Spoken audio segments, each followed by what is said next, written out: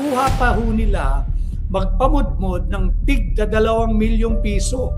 Kaya yung mga kababayan po natin, katukin po ninyo yung inyong mga kongresista. Total, binigyan sila ng additional 2 million pesos. Ito yung deklarado.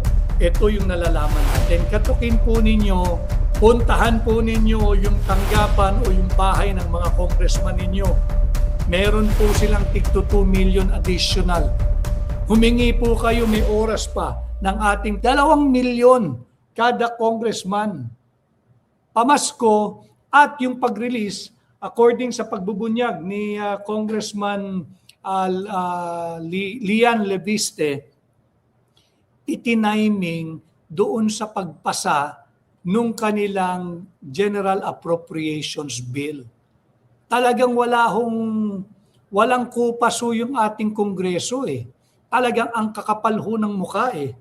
Nakuha pa nila na magbigay, yung liderato ng Kongreso, nakuha pang magbigay ng tig 2 milyon pamasko at balato dahil pinirmahan o pabuya dahil inaprubahan yung kanilang Bicameral Conference Committee report sa loob lamang ng 1 oras. Tig 2 milyon. Samantalang tayong mga ordinaryong Pilipino, inaatasan, inuutusan, kinukutya. Hanggang 500 pesos lang ang ating Noche Buena, hanggang 500 pesos lang ang ating Medianoche. Pera ho natin yung tig 2 milyon na pinamumudmod diyan sa Kongreso. Sabi pa ng isang senior leader, si Congressman Ronnie Puno, ito raw po ay parang augmentation o pang-alalay sa mga congressman dahil magpapasko, mamamasko yung mga kapitan, meron sila kung ano-anong programa, wala po kaming pakialam kung may mamasko sa mga kongresista. Hindi naman po iyan sakop ng kanilang mandato bilang legislators o mambabatas. Kaya ba kayo naging congressman para meron kayong 2 million additional allowance or bonus or pabuya or reward tuwing magpapasko at bagong taon para meron kayong maipamigay sa inyong mga political leaders? Yan ba ang mandato ng kongresista? Tuloy-tuloy po yung kakapalan ng mukha, hindi talaga tinablan.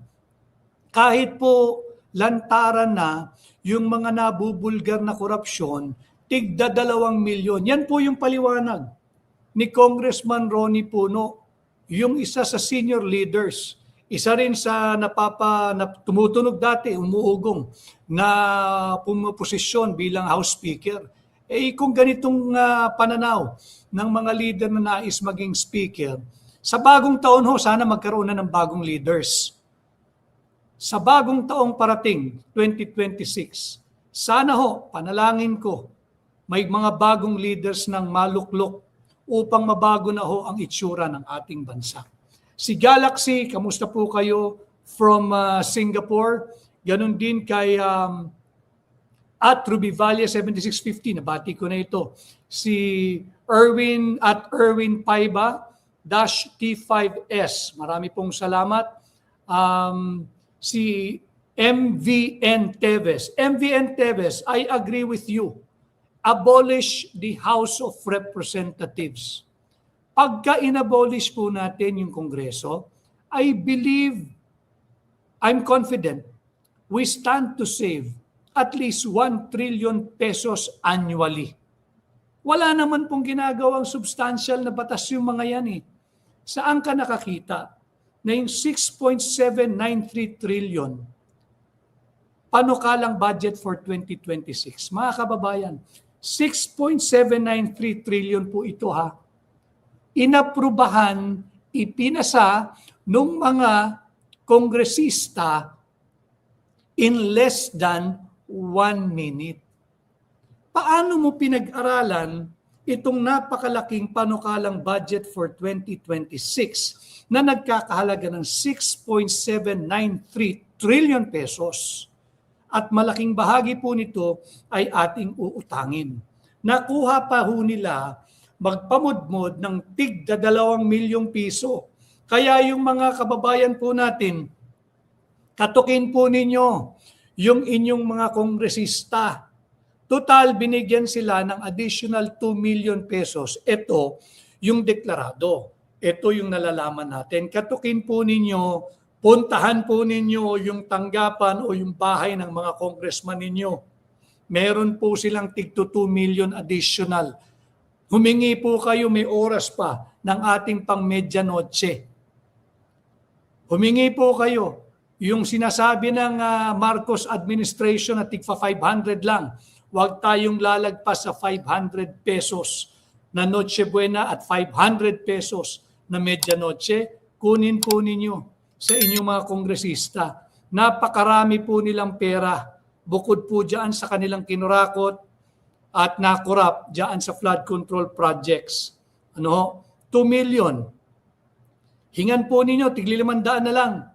O meron pong 4,000 makikinabang.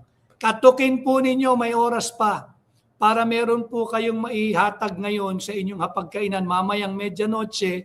Kung tigpa 500 pesos, si congressman or si congresswoman ho, kaya kayong bigyan hanggang 4,000 tao. Kunin natin yung 2 million na yan. Pera po nyo yan. Katukin ninyo. Puntahan ninyo ngayon yung mga bahay ng mga kongresista ninyo. Nalathala na po sa mga pahayagan yan, meron silang additional 2 million pesos each. Katukin po ninyo, manghingi po kayo ng pang medianoche, tigli 500, kaya pong mamudmod ni congressman o ni congresswoman hanggang sa 4,000 tao. 2 million po yan.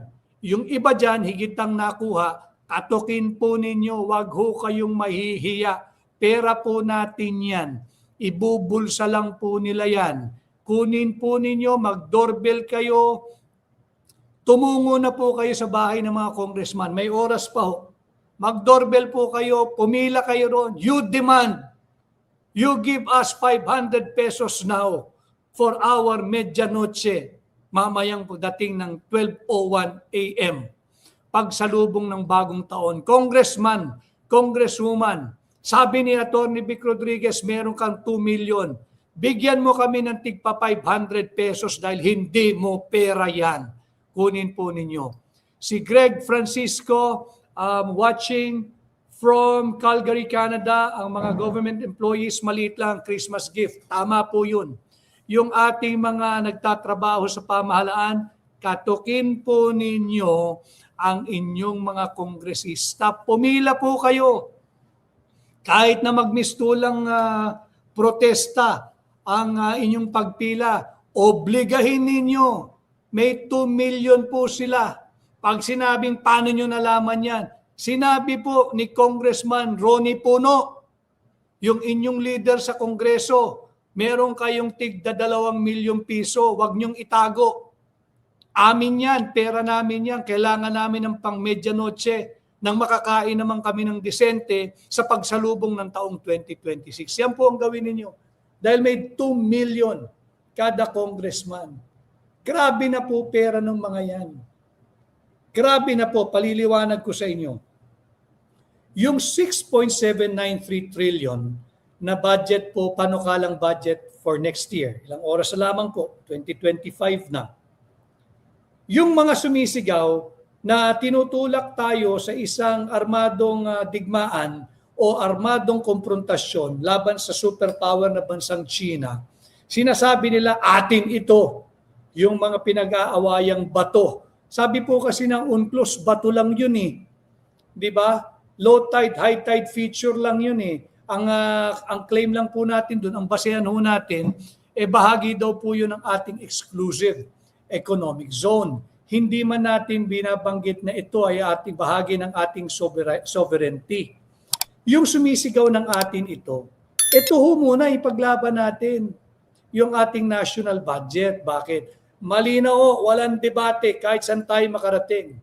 Itong perang ito, yung 6.793 trillion, atin ito. Pera po natin ito. Ito ang ating ipaglaban. Huwag po tayong magpapadala doon sa mga mahilig sa propaganda. Yung mga sinasabing atin ito, na wala daw mawawala ni Katiting sa ating teritoryo. Tama, hindi nga malinaw kanino yung pinag-aawayan doon eh. Di ba? Next year sa ilang oras mula ngayon, ay gaganapin dito sa Pilipinas yung ASEAN, yung Association of Southeast Asian Nation. Pansinin ninyo, tayo lang ang mahilig makipag-away sa China. Hindi ko sinasabing tama ang China.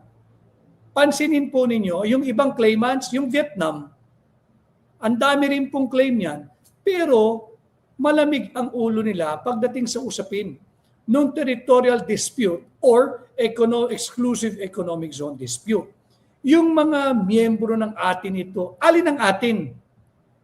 Ang atin, mga kababayan, bago po matapos ang taon, isariwain lang po natin yung mga issue dahil ito rin po ang ating dadalhin at patuloy na tatalakayin next year. Bakit? Unresolved issues po ito.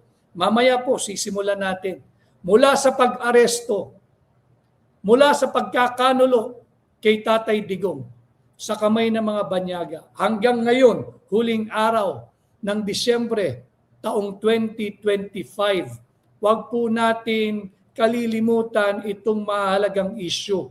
Ano po yan? Massive corruption, looting of public funds at drug addiction. Yan po yung mga issues na kinakaharap ng ating bansa ng kasalukuyang administrasyon at patuloy nilang iniiwasan at patuloy nagtatangkang tayo'y budulin.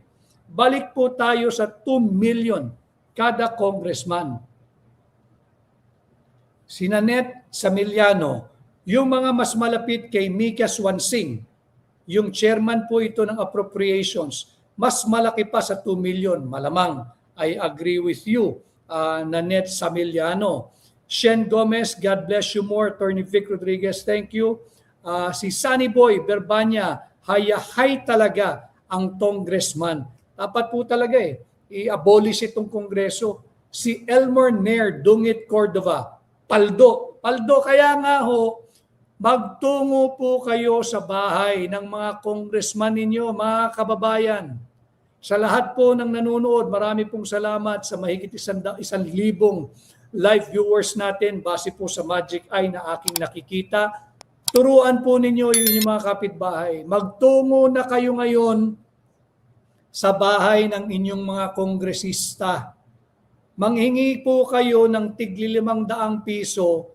Huwag po kayo manlilimos you demand.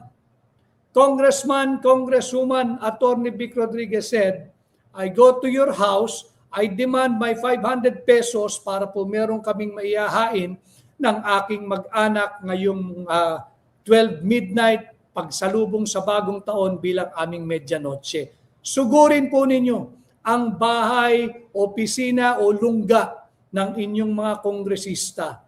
Paldo po yung mga yan. May additional 2 million, at least 2 million pesos each. Demand 500 pesos from them. It is your money. Masyado ng maraming nakurakot at ninakaw yung mga yan. Except, of course, for a few. Kagaya ni Congressman Sid Ungab. Wala pong nakuha yan at hindi po tatanggap yan. Si Congressman Leviste, si Congressman Pulong Duterte, si Congressman Omar Duterte, si Congressman Bong Suntay. Ito yung mga hindi kukuha ng mga pera diyan Pero yung mga kilala na ninyo na kongresista, mismong senior leader nila ang nagtuga Si Congressman Ronnie Puno. Sabihin ninyo, binisto kayo ni Congressman Ronnie Puno. Meron kayong additional tig 2 million, pamasko daw ng kongresista sa lahat ng namamasko at magbabagong taon. Hingin po ninyo para meron po tayo makain namang disente mamayang 12 midnight. Si Aida Flores, paldo na naman ang mga taga Kongreso, kawawang Pilipinas, saan kami pupulutin ito? ay hindi po siguro lahat ng taga-kongreso, mga congressman lang ho, dahil napakaraming matitinong kawani ng kongreso. Hindi ho binigyan ng tig 2 million yan. Hindi po, wala pong tig 2 million yan. Yung mga kongresista po, yan po talagang paldo. Paldo gamit po ang pera natin. So 2 million kada congressman. Bukod pa po ito, doon sa kanilang isiningit na 10.5 billion. Kinigo kayo ha, ulitin ko ang layunin po ng ating Tinig Maisog ay maiangat ang antas ng pampublikong diskurso to elevate the level of public discourse. And we've been doing this for half a year now at mukha naman pong marami po ang nagre-respond wherever I go at sinasabing ang ipagpatuloy yung ating Tinig Maisog dahil nga po marami kayong natututunan and it is part of my advocacy na iangat po yung antas ng pampublikong diskurso, bigyan kayo ng napapanahon ng tama at sapat na impormasyon para magkaroon kayo, makabuo kayo ng inyong sariling paninindigan, sariling opinyon, sariling kuro-kuro. Again, not necessarily na kayo ay sang-ayon sa aking pahayag, sa aking opinyon, sa aking pananaw. Hindi po. Mainam kung pareho, mainam din kung hindi. Ang importante, magkaroon kayo ng sarili ninyong opinyon, kuro-kuro at matigas na paninindigan base sa tamang impormasyon. Kanya po natin ginagawa ito. At ito nga ho, yung tumambad sa atin, binigyan ng extra 2 million kada kongresista na aliado ng Marcos Jr. administration. Pag hindi ka aliado, pag ikay kritiko, pag hindi ka bumoto sa pag-aproba ng budget, wala kang 2 million, wala ka ring budget. No? So doon natin makikita na bukod sa 2 million, inaprubahan po nila yung 6.793 trillion budget, panukalang budget for 2026. Sabi, nakakatakot po ito, sinabi nung kasalukuyang Executive Secretary, si Ralph Recto, yung dating Secretary of Finance, na kumuha sa 60 billion pesos na PhilHealth funds, na kumuha sa 117 billion pesos PDIC funds, at kung ano-ano pang pondo. Sabi po niya, kasalukuyan daw po nila, and to use his term, thoroughly reviewing the proposed 2026 budget. Bakit ko po sinabing nakakatakot? Ano? Bakit ko po sinasabing nakakatakot? Mantakin po ninyo.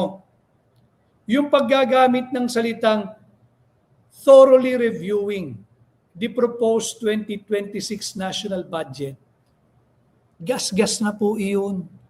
Yun din po ang ginamit nila para budulin tayong lahat dito sa 2025 national budget. Prueba? Ito po yan oh. Yung kunya-kunyari nagpupulong sila. Taong 2024 po ito. Ang sabi po nila rito, Marcos thoroughly reviewing 2025 budget to conform to the charter. Ginamit na po nila yung thoroughly reviewing. Ano nangyari? Di ba bulilyaso? Di ba? Trilyong piso ang inanod sa baha na wala namang flood control or flood mitigation project. And Recto is doing it again. Thoroughly reviewing. Paano magkakaroon ng thoroughly reviewing? Tingnan natin kung may ibibito si Bongbong Marcos. Pero walang ibibito yan. Parang this year, ang binito niya, yung unprogram. Wala po yun. Yung unprogram po, yung katotohanan, gagamitin mo lang yan, ulitin ko, kung merong excess collection, kung merong pong new taxes o kung meron pong bagong utang o bagong uutangin. But without those three sources of funds, wala po yan eh. So yung binito niya, bitu-bituhan lang po yun, budol po yun. Ngayon, itong 6.793 trillion pesos proposed 2026 budget, sinambulat na po ito, in-expose din ni Congressman Leviste ng Batangas. Meron pong isiningit. Mga kababayan wag lang po ninyong tingnan yung ating pong pamagat 2 million. Malaki na yan kada congressman. Ulitin ko sa lahat ng nanonood, nasa more than 1,000 po tayong live viewers. Please, mag-comment, mag-react po kayo, mag-like, importante po mag-share at importante po sana'y mag-follow. Palakasin pa po ninyo ang ating pahina, yung mga nasa Facebook. Ganon din po, yung nasa YouTube. Sana ho'y patuloy kayo mag-like, mag-share, mag-subscribe, mag-comment, mag-react. Binabasa ko po at sinisikap ko pong sagutin. Yung ating pong pamagat, 2 million kada congressman. Ito po yung pamasko, yung bonus sa pag-aproba nitong 6.793 trillion proposed budget. Bukod po dyan, nagsingit po sila ng 10.5 billion pesos additional internal fund or internal budget ng House of Representatives. 10.5 billion. Sino ang makikinabang sa 10.5 billion additional? Sa ano lang po ito Sa House of Representatives. Nagsingit sila ng 10.5 billion. Walang debate, walang usapan, walang committee report, wala lahat. Basta't isiningit yung 10.5 billion.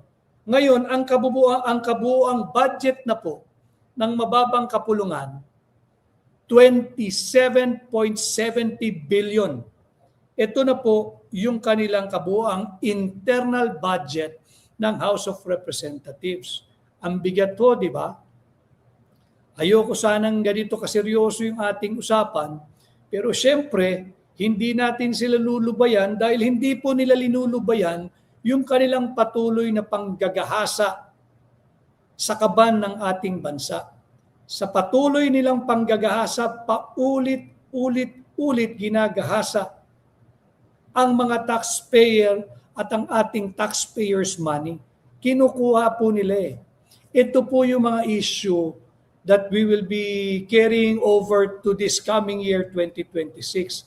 And I hope sa darating na taon, pinatunayan naman po ng mga kalit-kaliwang survey, SWS, Pulse Asia, I think even Publicus, talagang wala ng tiwala ang mamamayang Pilipino kay Bongbong Marcos. Talagang wala ng kumpiyansa sa kanyang kakayahan, sa kakayahan ni Bongbong Marcos, ang sambayan ng Pilipino. Kanya talagang mabigat itong ating tinatahak. Si Bongbong Marcos tila ay naging national nightmare. Siya ho yung pambansang bangungot. Si Bongbong Marcos ang pambansang bangungot ng mga Pilipino. Bakit? Tingnan ho ninyo kung paano sila maglustay ng pera. 2 million kada congressman. Nasaan kaya? Mag-iingay kaya? Magsasalita kaya? Yung Padre Flavi? Tigda 2 milyon. Alam mo, Padre Flavi, kung saan ka umuwi, anuman distrito mo, kumato ka na lang doon sa bahay ng congressman. Baka pag ikaw nakita, hindi lang 500, doblado. Dahil alyado ka. No? So tanggalin na ho natin yung pagiging ipokrito pagdating ho ng 2026. Yung kanila pong internal budget alone, nasingitan po tayo ng 10.5 billion pesos. No? Zaldi, puntual, walang kabusugan ang mga buhaya. Tama, wala talaga. Hayagan na pagdanakaw sa pondo ng bansa. Kaya po patuloy tayo dito sa ating direktang ugnayan, and I will always communicate with you. I am here to guide you, especially our young people, especially the youth. I've been meeting very often in so many places. Gagabayan ko po kayo abot na sa ng aking makakaya at ng kakayanan. Yung Gen Z, hindi lamang po ako. Kami pong mas may kaunting edad sa inyo, naririto po kami para gabayan kayo until such time na handang-handa na po kayo upang kayo na ang humalili at magmaneho ng ating bansa sa tamang direksyon. Marami ho ako nakakausap na kabataan, Gen Z, sinasabi nila, wala pa kaming sapat na kakayahan at sana kami magabayan. Naririto po, hindi lamang po ako, kahit po yung mas maraming wisdom kaysa sa akin, yung mas may edad po sa atin, nagmamatsyag, nagbabantay. And yes, talagang magkakaroon po ng changing of the guards.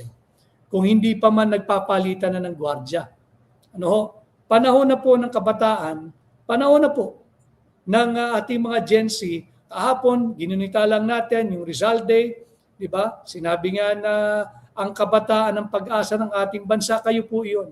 And while if you're not yet comfortable, gagabayan po namin kayo, ang mga katulad ko, sisikapin po namin magabayan kayo ng tama. Nasingitan po tayo ng 10.5 billion. Nitong mga walang kabusugang buhaya sa Kongreso, siningitan po tayo ng 10.5 billion. Ang total internal budget po nila, wala pong debate, walang paliwanag, walang committee report, wala, nothing. Basta't nagsingit sila ng 10.5 billion. Naging 27.70 billion pesos na po ang internal budget ng mababang kapulungan ng Kongreso. Ganun po kakakapal ang apog ng mga ito. Umasa tayo na maghihinay-hinay, pepreno, magiging mahinahon at talagang ititigil na nila yung kanilang bulok na kalakaran. May bagong speaker, luma pa rin naman yung karamihan sa liderato, subalit yung galit po ng tao, grabe. Yet, mga kababayan, hindi po natatapos ngayong December 31, 2025 ang lahat ng ating ipinaglalaban, ang ating mga advokasya. Tuloy po ito. Tuloy po ito. Pagpasok ng January 1, 2026, sana higit po kayo maging aktibo. Katulad po na lamang ng mga ito. Huwag po niyong kalilimutan. Yung mga patuloy na nakalubog ang kanilang binti at paa at ari-arian, kasangkapan, bahay, kung anuman, diyan po sa lalawigan ng Bulacan, yung ating mga kababayan sa Bulacan, huwag po ninyong kalilimutan yung mga taong nagpahirap sa inyo. Huwag po ninyong patatawarin ang Marcos Jr. Administration. Nakita na po sa lahat ng survey, ang tiwala ng mamamayang Pilipino, tiwala po ito at trusts, ay negative 15. Ito na po ang net rating ni Bongbong Marcos pagdating po sa aspeto ng trusts o tiwala. Negative 15%. Yung 31 million boto niya, nalusaw na po iyon. Negative 15 na po ang nagtitiwala. Ibig sabihin, wala na.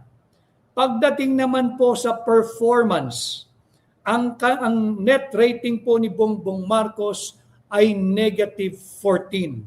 Base po ito sa Pulse Asia.